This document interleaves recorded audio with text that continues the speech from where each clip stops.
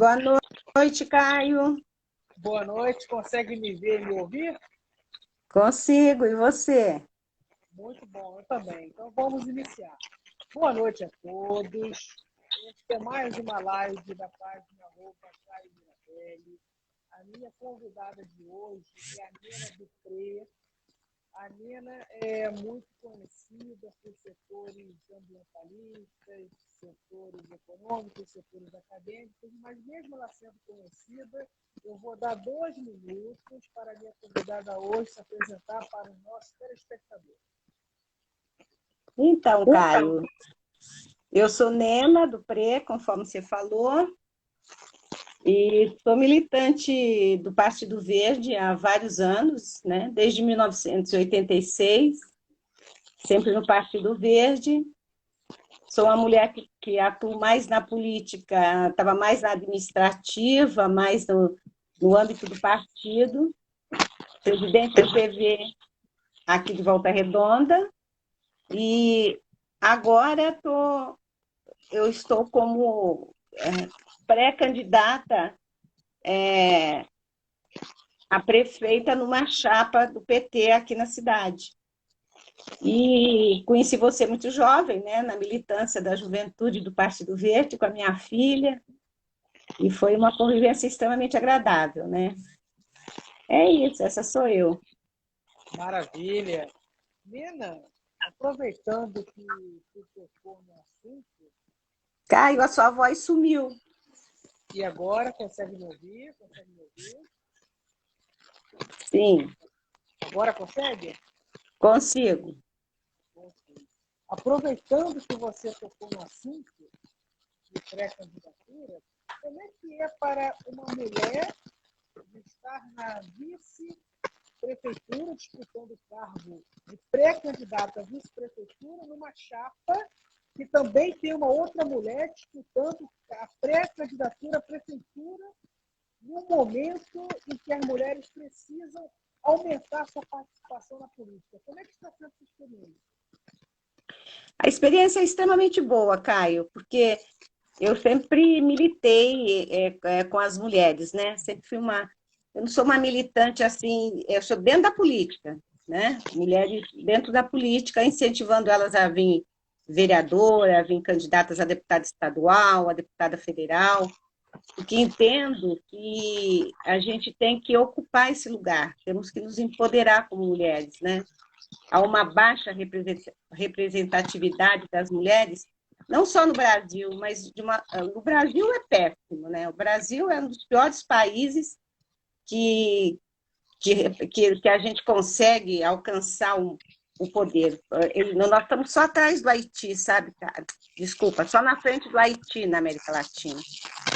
Nós estamos um país com uma... tem um barulho, Caio, não sei se é aí com você. Não, estou tranquila aqui.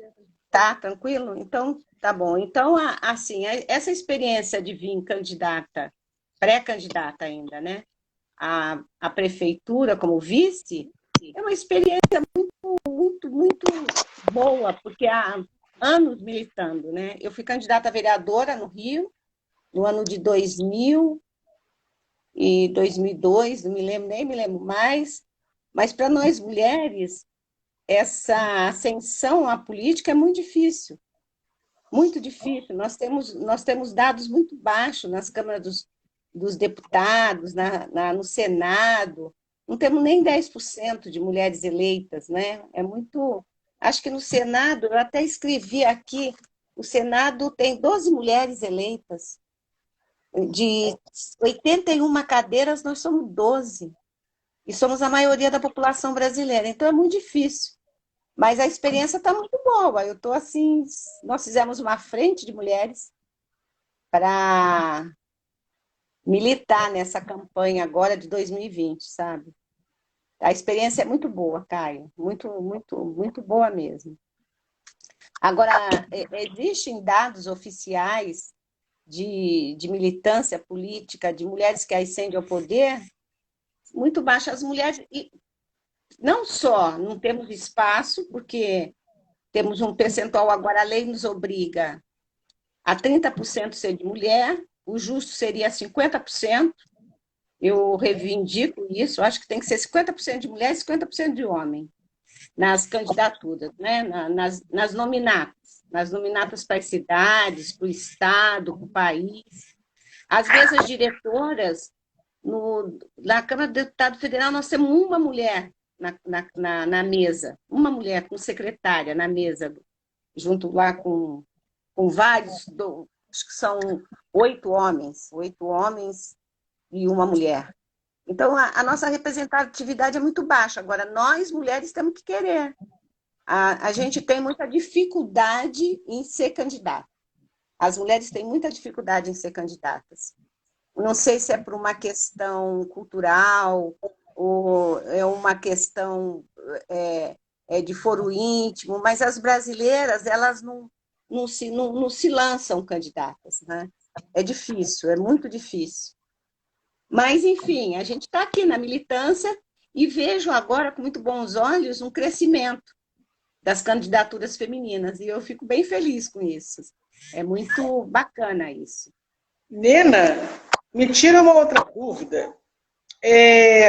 Com relação à política nacional, tu achas que a participação feminina tende a aumentar ou vai estagnar?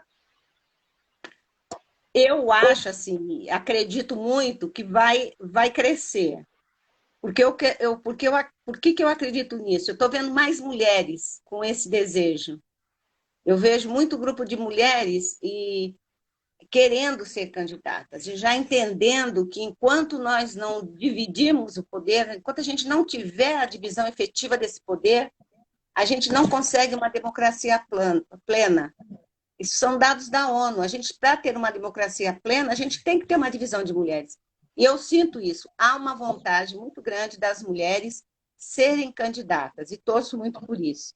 Apesar que alguns estados brasileiros não têm representatividade nenhuma, assim, mais no norte, nordeste. Então, é difícil para elas, é muito difícil. O mundo é muito machista e há muitos entraves nas nossas candidaturas, né?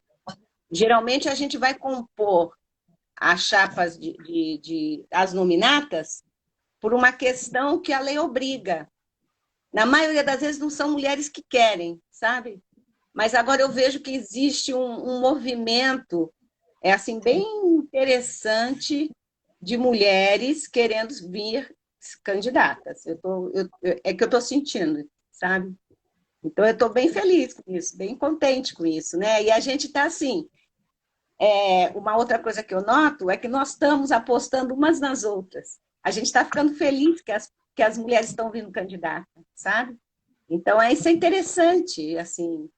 Eu nunca vi isso, esse burburinho na política. Estou vendo agora, estou achando bem, bem legal, bem legal. E acho que a gente tem que fazer mais frente de mulheres, incentivar as mulheres para virem nas suas representações.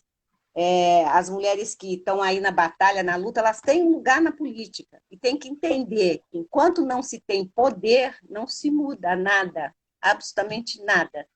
Só as pessoas que têm o poder, que no caso do Brasil são os homens, são os machos alfa, que conseguem mudar. Então, as leis eles fazem conforme lhe apraz, né? Então, nós mulheres, para a gente ter leis mais justas a nosso favor, nós temos que ocupar o poder. Isso é fato, entendeu? Isso é fato. Queremos dividir o poder, não queremos todo para nós, não, a gente divide. 50% para cada um. Perfeito. Vamos avançando. Já volto para o município, ainda em política nacional. Eu vou te fazer um raciocínio e vamos ver se você concorda com o meu raciocínio. Tá? Em 2018, nós tivemos a saída da esquerda do poder e a entrada da direita. Mas eu percebi que nos anos de 2019 e 2020, quem é de centro está crescendo, está tendo um crescimento. Você concorda com essa minha leitura ou não? Sim, mas o centro é malabarista.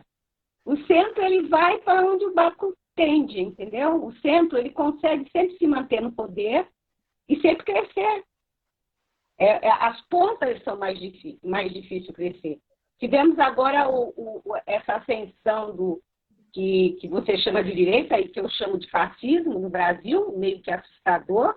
É uma coisa que me assusta muito, mas foi uma questão assim que eu imagino muito pontual, né? Porque, Caio, você veja bem, nós somos uma democracia jovem. O Brasil é uma democracia jovem.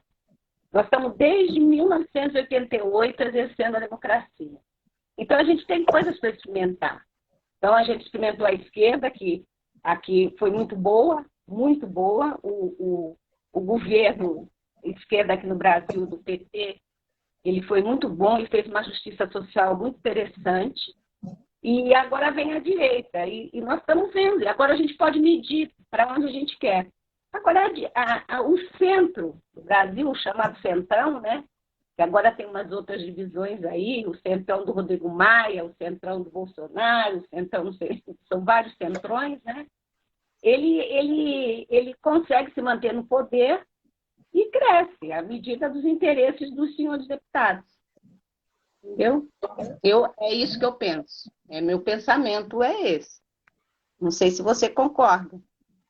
Agora, Nina, por que no passado o Brasil ele tinha tanto na esquerda, no centro, na direita, intelectuais, pessoas capacitadas para administrar a máquina pública, pessoas éticas, coerentes, e hoje em dia nós temos muito mais pessoas antiéticas e despreparadas em vários grupos do que no passado? Por que a política deu uma piorada no Brasil?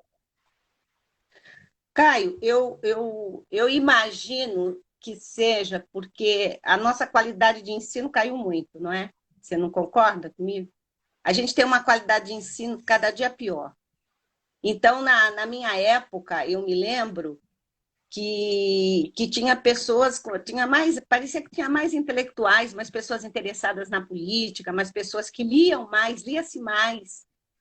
Agora a gente não tem. Pode ser que eu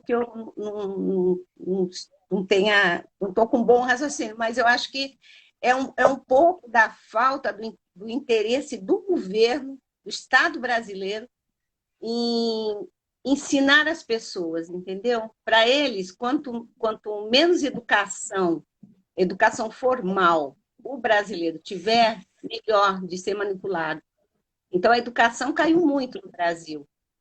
O acesso, ela melhorou nos governos mais progressistas, mas ela recua, né? Nesse governo, então, você viu quanto dinheiro foi tirado da educação, da pesquisa científica, foi retirado, porque não é interessante para um governo que o povo seja inteligente, que o povo seja educado, que o povo seja formado, que a gente tenha raciocínio, que a gente vá para o mundo intelectual. Por que eles estão tirando a filosofia? A filosofia é a ciência da política. Então, por que tiram isso? Por que a gente não tem que ter acesso aos pensadores? Não é? Então, eu acho que é por isso. Antigamente, a gente tinha porque lia-se mais, apesar de não ter tanto acesso aos livros, mas tinha-se mais biblioteca, né? No Rio de Janeiro, eu morei em Copacabana durante muitos anos, tinha uma biblioteca, agora não tem mais nenhuma. Então, as pessoas vão tirando o acesso daqueles que não podem aos livros, ao ensino. Eu imagino que seja por isso, entendeu? Era mais interessante os políticos antigos, sim, era mais interessante. Mas eles também eram de uma elite muito maior, né, Caio? Você há de concordar que as elites é que ocupavam o poder naquela época no Brasil, né? Era muito difícil. Você vê quantos anos o Lula ficou lutando para ser presidente da República pelo simples fato de ser um trabalhador, né? E quando eu falo do intelecto, da inteligência, você não precisa ser formado, mas você tem que ter uma ajuda do Estado a formar raciocínios, a formar opiniões, compreendeu? A ficar um ser mais inteligente. O Estado pode ajudar a gente a fazer isso, mas o Estado brasileiro não gosta muito. Só mais os governos progressistas que ajudam a gente nisso, né? Perfeito. E falar em educação, eu queria fazer um raciocínio para ver se você concorda, discorda ou se você até desenvolve esse raciocínio.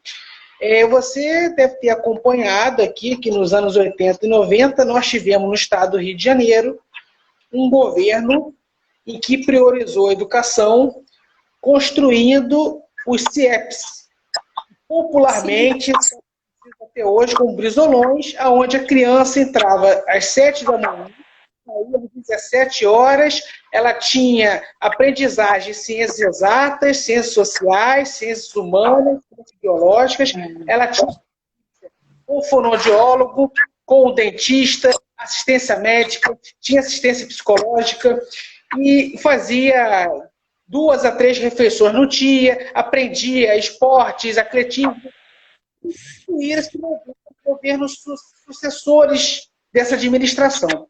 Você concorda com os CIEPs? E se você concorda, você acha viável as prefeituras investirem nesse projeto a nível municipal? Acho, e acho que a saída do Brasil é essa. É a gente fazer vários CIEPs, muitos CIEPs.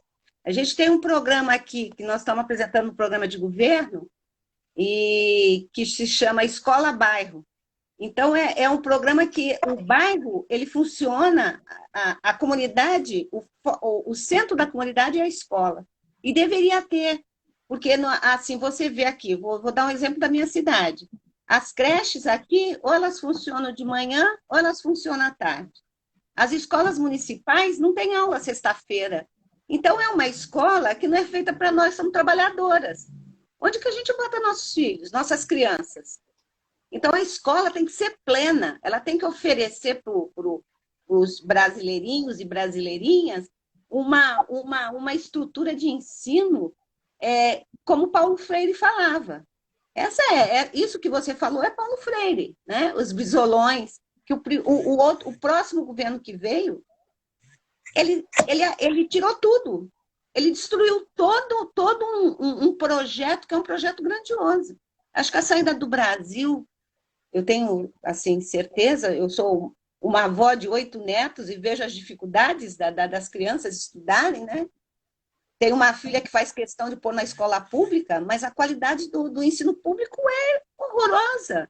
Quer dizer, a criança que está na escola pública, ela não vai ter as mesmas oportunidades que tem a criança que está numa escola particular. Isso é injusto. Isso é muito injusto. Então, eu acho que os CIEPs seriam super bem-vindos na estrutura de educação brasileira. No Brasil inteiro. Se eu tivesse algum poder, eu faria isso. Eu faria vários CIEPs. Podia até mudar o nome para ficar diferente, mas eu faria naquela estrutura da ideia de Paulo Freire. Faria. Perfeito. Vamos avançando. Nena, a pandemia do Covid-19 deixou claro que todo brasileiro sempre sabia que o sistema de saúde público está colapsado, está um caos, e essa pandemia trouxe tudo à tona, esfregou nas nossas caras essa triste realidade. Então você percebe claramente que nas 3 esferas de poder, União, que é o governo federal, estados e municípios, está todo mundo vacilando. Não reativam os andares dos hospitais públicos que estão desativados, demoram a implantar os hospitais de campanha, quando implantam não funcionam e ainda são superfaturados. A pergunta que eu lhe faço é, na esfera municipal, o que dá para se fazer para pelo menos melhorar ou atenuar esse caos que todos os municípios estão passando? Caio, o município, você sabe que o município é um pequeno exemplo do que se passa no país, né? Os hospitais também municipais, eles estão muito empobrecidos. Mas um estado que nem o nosso, um estado capitalista, que visa o lucro, que visa a privatização, que quer pôr essas OS, que elas mais estão... Antigamente, quando as OS começaram, elas fizeram muito bem. Elas começaram lá em São Paulo, elas foram muito bem. De repente, eles viram centros empresariais que visam o lucro. A saúde não pode visar o lucro. Se ela visa o lucro, ela não atende todos os cidadãos igualitariamente. Assim, é lógico que a Covid ela está deixando nós brasileiros e o mundo inteiro muito preocupado e muito angustiado e tudo. Mas uma coisa assim, que ela trouxe à reflexão foi pensarmos num sistema de saúde, tanto nós aqui no Brasil, que graças a Deus temos o SUS, que eles não conseguiram dizimar com o SUS antes da pandemia, senão a gente nem o SUS seria mais. Agora, um país como Estados Unidos, rico como Estados Unidos, e os pobres não têm acesso à saúde, isso é muito cruel, isso é um mundo capitalista. O mundo tem que se rever, tem que ser mais solidário, coração mais aberto, acolher mais as pessoas. A gente não pode visar só o lucro. Eu acho justo que o empresário tenha o lucro, é justo. Num país capitalista, ele tem que ter o lucro. Mas ele não pode massacrar toda uma população a favor do lucro. E é isso que está acontecendo nos hospitais. Então, você começa a favorecer os planos de saúde. Você vê o absurdo que foi agora. A ANS ir na justiça pedir para que o plano de saúde não pague o teste de Covid. Como que a ANS faz isso? Ela defende o cidadão ou ela defende os planos de saúde? Então Caio,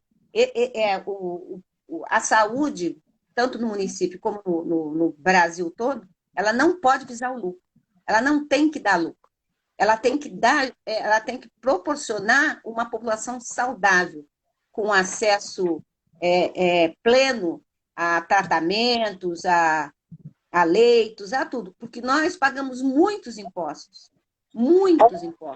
e a gente tem o direito de ter saúde, só que a gente não tem, né? Então, o município também, o município é a mesma coisa. Aqui na minha cidade, estão as OS aí, então, até que, assim, está um caos, mas não está um caos tão grande, né? Ora abre as coisas, ora fecha, ora está bem, ora cresce, ora diminui. Nós estamos nessa angústia também, mas com hospitais todos da OS. Então, é muito cruel o que se faz na saúde, né? Aqui, graças a Deus que a gente tem o SUS, a gente tem que fortalecer o SUS cada vez mais, né? E ainda bem que não acabaram com o SUS, mas a intenção desse governo, que é um governo extremamente pró-empresário, liberal, né? Que quer vender tudo, ainda bem que ele não conseguiu acabar com o SUS, senão a gente estava pior, muito pior. Muito pior.